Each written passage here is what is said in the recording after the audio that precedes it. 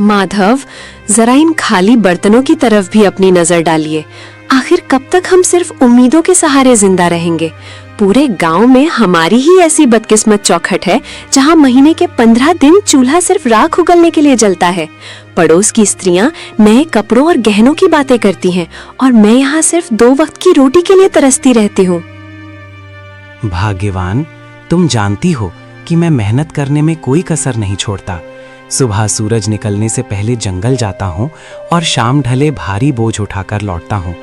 लकड़ी काटना ही मेरा पुरखों का हुनर है और इसी से हमारा गुजारा चलता है। वक्त बुरा है, मैं मानता हूँ, पर मेहनत का फल कभी ना कभी तो मिलता ही है। तुम चिंता मत करो, मैं आज जंगल के उस हिस्से में जाऊंगा जहाँ की लकड़ियाँ शहर के बाजार में ऊंचे दामों पर बिकती हैं। बस तुम थोड़ा धैर्य रखो, भगवान सब ठीक कर देगा। धैर्य? पिछले 10 सालों से मैं धैर्य का ही घूंट पीकर जी रही हूँ माधव। आपकी ये बातें अब मुझे दिलासा नहीं बल्कि जख्म देती हैं। लकड़ी काटने के अलावा भी दुनिया में बहुत से काम हैं। आप किसी जमींदार के यहाँ मजदूर क्यों नहीं बन जाते, या फिर शहर जाकर कोई ढंग की नौकरी क्यों नहीं ढूंढते? लकड़ी काटकर आप सिर्फ अपना कंधा तोड़ रहे हैं, गरीबी नहीं। मैं अब इस भूख को बर्दाश्त नहीं कर सकती। मुझे बस इतना चाहिए कि कम से कम हम दोनों रात को चैन की नींद सो सके, बिना इस डर के कि कल सुबह क्या खाएंगे। ठीक है भाग्यवान, अगर तुम्हें लगता है कि मेरी मेहनत काफी नहीं है तो मैं आज से ही दूसरे काम की तलाश शुरू कर दूंगा। मैं लकड़ियां काटने के साथ साथ गांव के जमींदार से भी बात करूंगा कि क्या उनके पास मेरे लिए कोई और काम है। मैं नहीं चाहता कि तुम्हारी आंखों में कभी भी दुखों के बादल छाएं। मैं वादा करता हूं कि मैं हार नहीं मानूंगा। बस आज का दिन किसी तरह काट लो। शाम को जब मैं लौटूंगा तो शायद कोई अच्छी खबर लेकर आऊं। अब मुस्कुरा दो, तुम्हारी मुस्कान ही मेरी असली पूंजी है। तभी अचानक दरवाजे पर हल्की सी दस्तक हुई। केशव उठा और बाहर गया। दरवाजे पर एक बूढ़ा साधु खड़ा था। चेहरा शांत, आंखें तेजस्वी, लेकिन शरीर बेहद कमजोर। बेटा, क्या इस प्यासे राही को थोड़ा सा शीतल जल मिल सकता है? मैं मीलों का सफर तय करके आ रहा हूं और अब मेरी देह मेरा साथ नहीं दे रही। कंठ सूख गया है और पैरों में छाले पड़ गए हैं। अगर तुम्हारे पास थोड़ा सा अन्न भी हो तो इस बूढ़े को दान कर दो। मुझे किसी राजसी भोग की इच्छा नहीं है, बस एक निवाला मिल जाए ताकि मैं अपनी यात्रा जारी रख सकूं।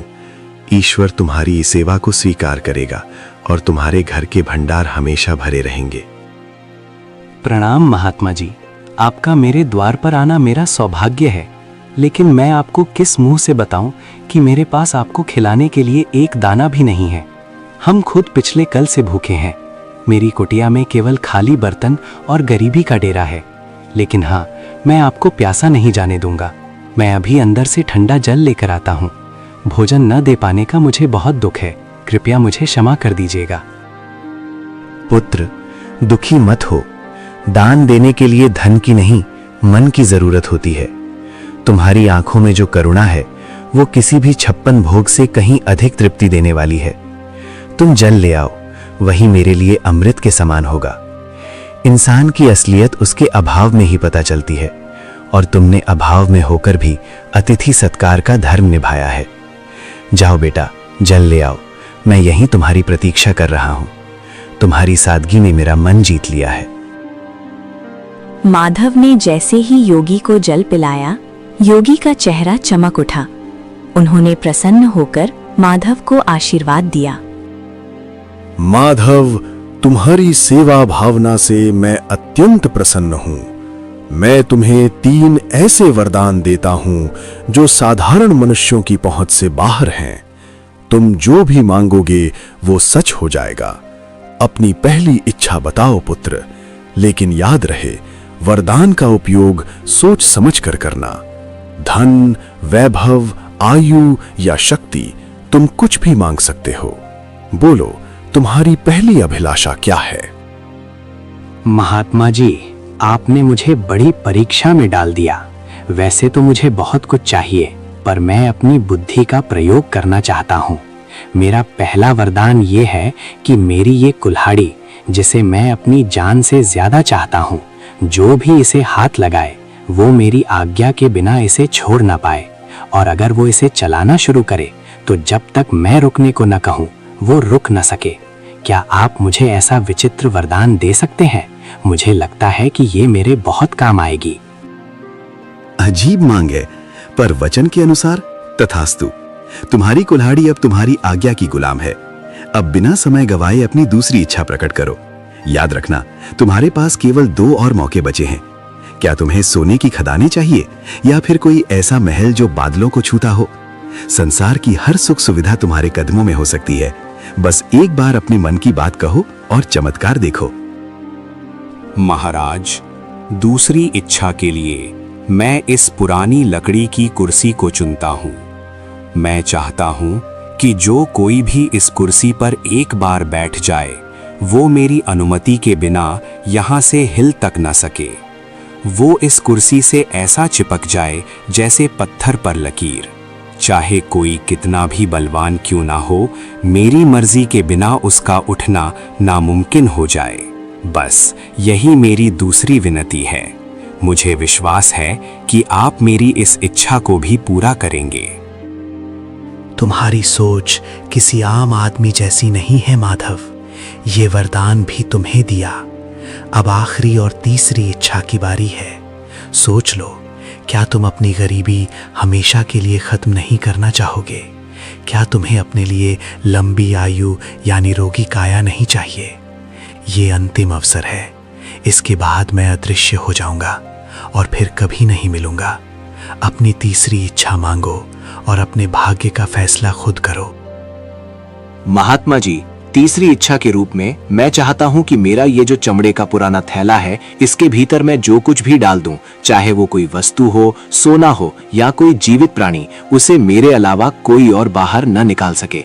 वो उस थैले की गहराई में तब तक कैद रहे जब तक मैं खुद उसे आजाद न करूं। यही मेरी अंतिम मांग है। तुम्हारी सोच किसी आम आदमी जैसी नहीं है माधव। विचित्र मांगे हैं, पर वचन के अनुसार तथास्तु। तुम्हारी तीनों मांगे पूरी हुई। याद रखना, वरदान तभी काम आते हैं जब उनका उपयोग सही समय पर हो।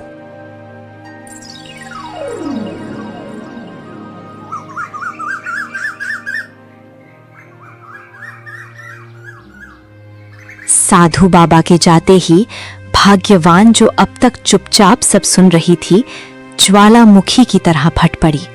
उसे लगा कि माधव ने अपनी मूर्खता से सुनहरे भविष्य की बलि दे दी है। वाह माधव, क्या गजब की बुद्धिमानी दिखाई है आपने। साक्षात देवता आपके द्वार पर आकर कह रहे थे कि धन मांग लो, सुख मांग लो, पर आपने क्या मांगा? कुल्हाड़ी, कुर्सी और थैला। क्या इन बेजान चीजों से मेरा पेट भरेगा? क्या इन वरदानों से हमारे सिर की छत पक्की हो जाएगी? मैं यहाँ दाने दाने को तरस रही हूँ और आपने फालतू वरदान मांग लिया। आज आपने साबित कर दिया कि आप कभी तरक्की नहीं कर सकते। काश वो वरदान मुझे मांगने का मौका मिलता, तो आज मैं इस झोपड़ी को महल बना देती। भाग्यवान, तुम जो देख रही हो वो केवल साधारण चीजें हैं, पर मैं जो देख रहा हूं वो एक सुरक्षा कवच है। कभी कभी सीधे तरीके से मांगा हुआ धन टिकता नहीं है, पर बुद्धि से बनाई गई संपत्ति सदा साथ रहती है। तुम मुझ पर भरोसा रखो। ये 3 वरदान हमें वो सब कुछ दिलाएंगे जो तुम चाहती हो। मैंने जो मांगा है उसके पीछे गहरा रहस्य है जो वक्त आने पर तुम्हें समझ आ जाएगा। फिलहाल शांत हो जाओ, क्योंकि आने वाला समय बहुत बड़ी चुनौतियां लेकर आने वाला है। पत्नी के तानों से आहत होकर माधव अपनी पुरानी कुल्हाड़ी कंधे पर रखकर चंदनपुर के सबसे घने और डरावने जंगल की ओर निकल पड़ा। दोपहर की तपती धूप पेड़ों की घनी छांव को चीरने की कोशिश कर रही थी। माधव एक पुराने बरगद के पेड़ के नीचे बैठ गया। उसका मन अशांत था और पेट में भूख की आग जल रही थी। उसे लग रहा था कि शायद उसने सच में वरदान मांगने में गलती कर दी। हे भगवान, क्या मेरी किस्मत में हमेशा ठोकरें खाना ही लिखा है? भाग्यवान सही कह रही थी।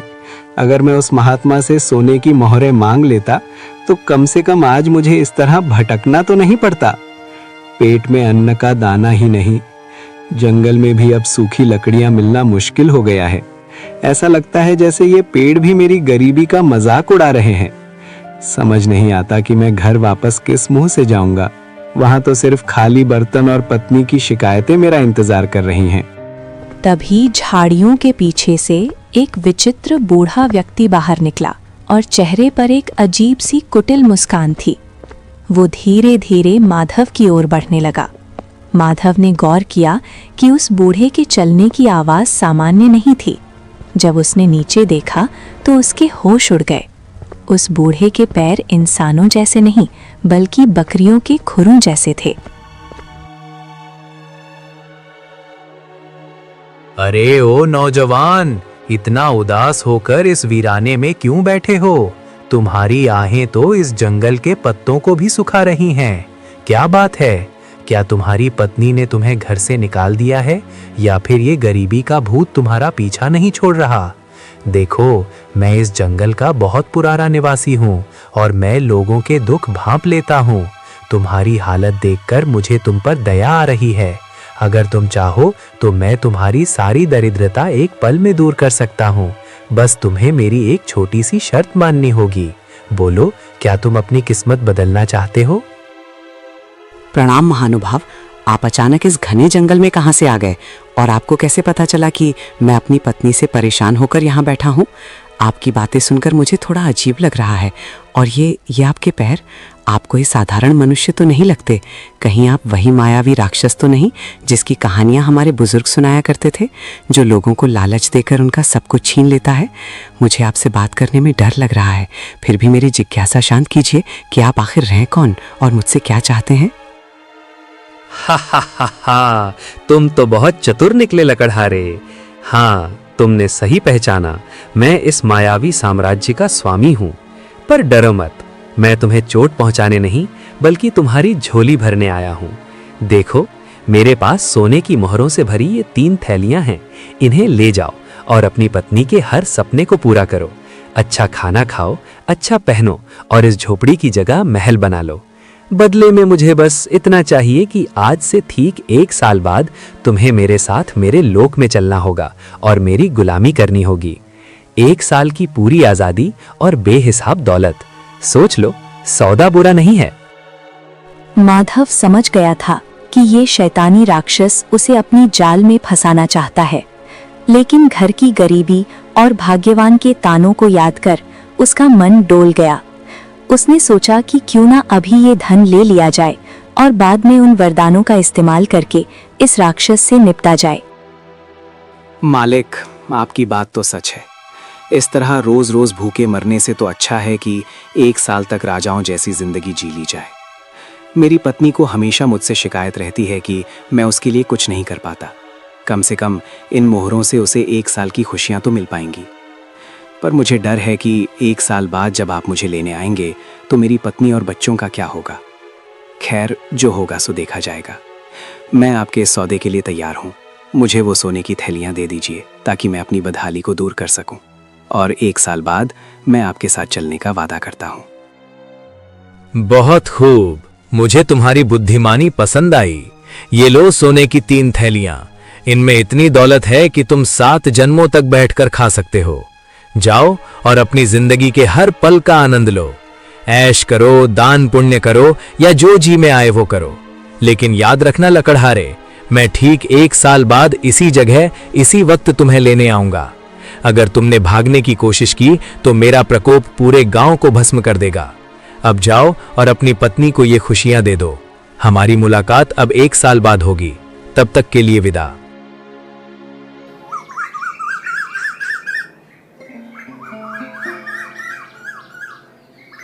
माधव भारी मन और भारी थैलियों के साथ घर लौटा।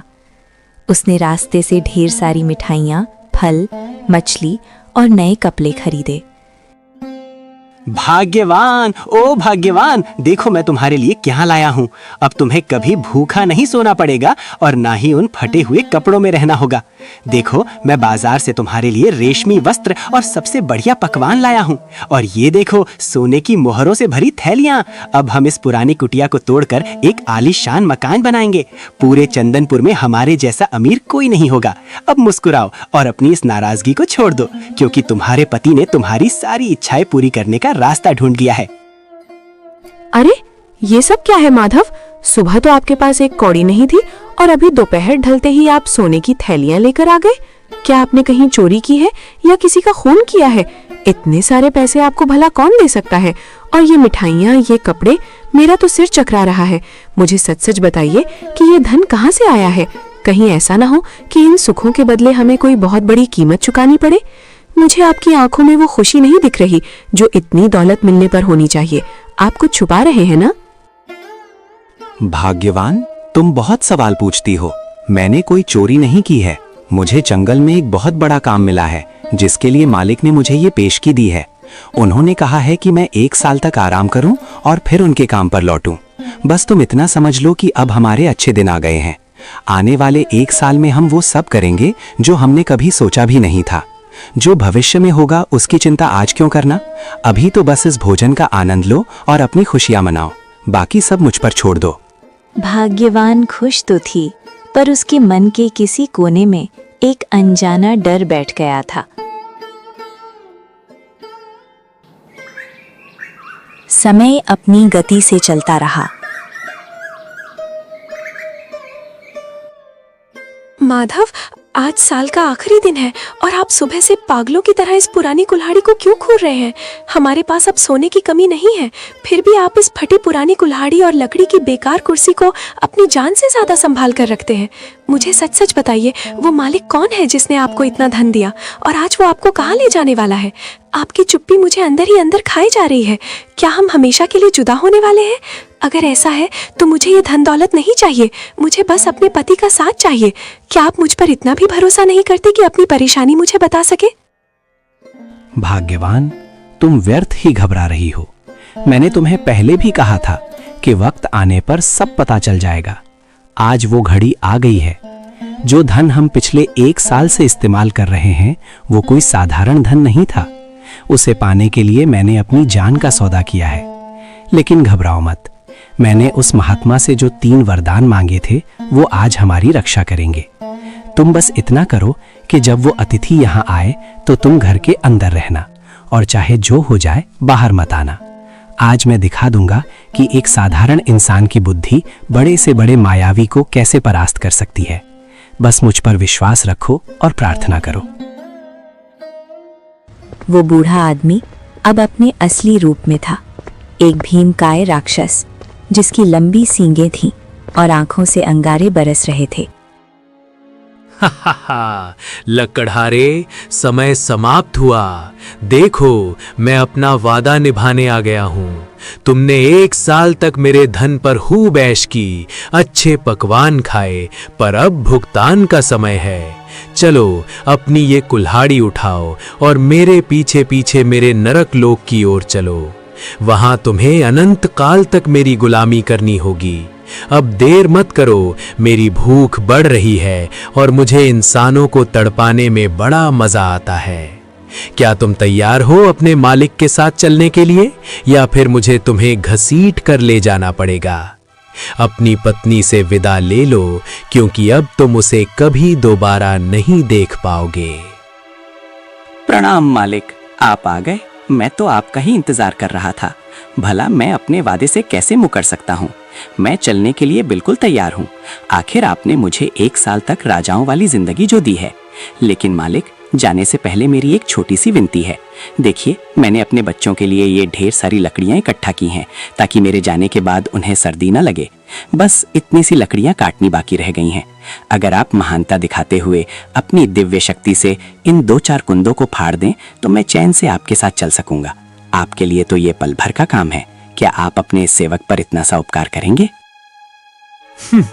तुम इंसान भी कितने भावुक होते हो, जाते जाते भी लकड़ियों की चिंता कर रहे हो। लाओ इधर दो ये खिलौना जैसी कुल्हाड़ी। देखो मैं इसे कैसे एक ही वार में चकनाचूर करता हूं। ये लो और ये लो। अरे ये क्या हो रहा है? ये कुल्हाड़ी मेरे हाथों से चिपक क्यों गई है? मैं इसे छोड़ना चाहता हूं पर ये मेरे हाथों को जकड़ती जा रही है। और मेरा शरीर अपने आप वार किए जा रहा है। मैं रुकना चाहता हूं पर मेरे हाथ रुक नहीं रहे। लकड़हारे, ये क्या जादू किया है तूने? मुझे रोक, मैं कह रहा हूं मुझे अभी के अभी रोक, वरना मैं इस पूरी जगह को तबाह कर दूंगा। अरे मालिक, इतनी जल्दी थक गए? आप तो कह रहे थे कि ये आपके लिए बच्चों का खेल है। काटिए मालिक, अभी तो बहुत सारी लकड़ियां बाकी हैं। आप शायद भूल गए, इस कुल्हाड़ी को जो भी पकड़ता है वो मेरी आज्ञा के बिना इसे छोड़ नहीं सकता, और जब तक मैं ना कहूँ वो रुक भी नहीं सकता। अब काटते रहिए लकड़ियां पूरी रात। मुझे तो अब नींद न रही है, मैं जाकर थोड़ा आराम करता हूँ। जब आप थक कर चूर हो जाए और आपकी हड्डियां जवाब देने लगे तब मुझे पुकारिएगा। तब तक इस मुफ्त की मजदूरी का आनंद लीजिए, महाबली राक्षस राज। माधव, बेटा माधव, मुझे बचा ले, मैं हार गया। तुम्हारी बुद्धि के आगे मेरी माया फेल हो गई। मेरे हाथ अब फटने वाले हैं, मेरा दम घुट रहा है। कृपया मुझे इस कुल्हाड़ी के चंगुल से आज़ाद कर दो। मैं कसम खाता हूँ कि मैं तुम्हें अभी नहीं ले जाऊँगा। मैं तुम्हें 1 और साल की मोहलत देता हूँ और साथ में 3 और सोने की थैलियाँ भी दूंगा। बस मुझे इस नरक से निकालो। मैं अब एक पल भी ये कुल्हाड़ी नहीं चला सकता। मुझ पर दया करो। अच्छा, तो अब आप रास्ते पर आए। 1 साल की मोहलत और 3 थैलियां? नहीं नहीं मालिक, इतना कम तो मेरी मेहनत का हर्जाना भी नहीं है।